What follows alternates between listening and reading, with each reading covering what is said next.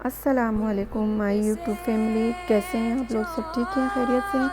मैं भी आप सबकी दुआओं की बरकत से ठीक ठाक हूँ, खैरियत से हूँ। अल्लाह हम सब लोगों को एक दूसरे के लिए आसानियाँ पैदा करने की तौफीक नसीब फरमाए, आमीन सुम्मा आमीन।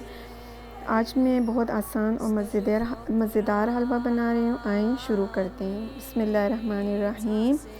एक पैन में मैंने 10 कप पानी डाला है और 1.5 कप चीनी शामिल की है और इसको अच्छे से मिला दें आप, ताकि चीनी नीचे लग के जल ना जाए।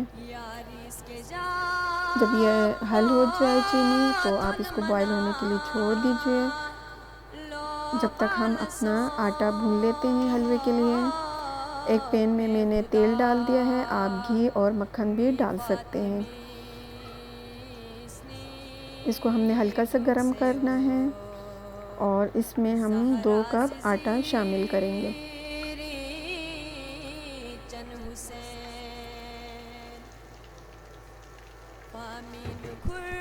इसको मिला लीजिए आप और दूसरा कप भी शामिल कर लीजिए साथ में। मैंने आटा डाला है, आप चाहें तो मैदा भी डाल सकते हैं। ये मेरा मेजरिंग कप है, आप देख सकते हैं, मैंने इससे नाप के डाला है। अब इसको आपने अच्छे से भून लेना है कि इसकी शक्ल चेंज हो जाए, हल्का ब्राउन सा हो जाए और खुशबू आने लग जाए।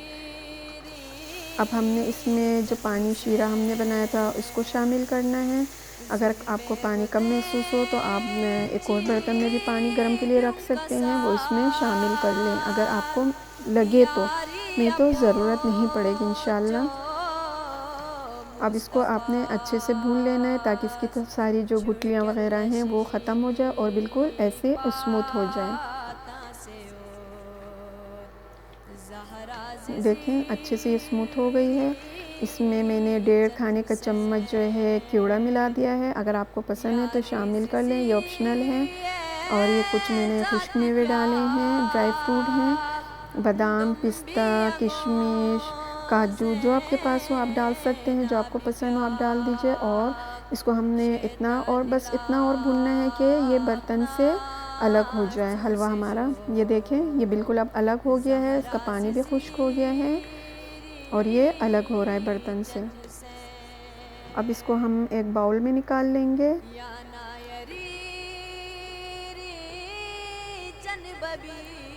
और आप इसको अपने पसंद के ड्राई फ्रूट से गार्निश कर लीजिए। ये देखें, बहुत मज़े की, बहुत अच्छी, बहुत ताकतवर सर्दियों में, और आप इसको ठंडा और गर्म दोनों तरीके से खा सकते हैं। लाइक करें, शेयर करें, अपने कॉन्टेक्ट्स में शेयर करना बिल्कुल ना भूलें। सब्सक्राइब करें और अपनी दुआओं में याद रखिएगा। अल्लाह हाफ़िज़।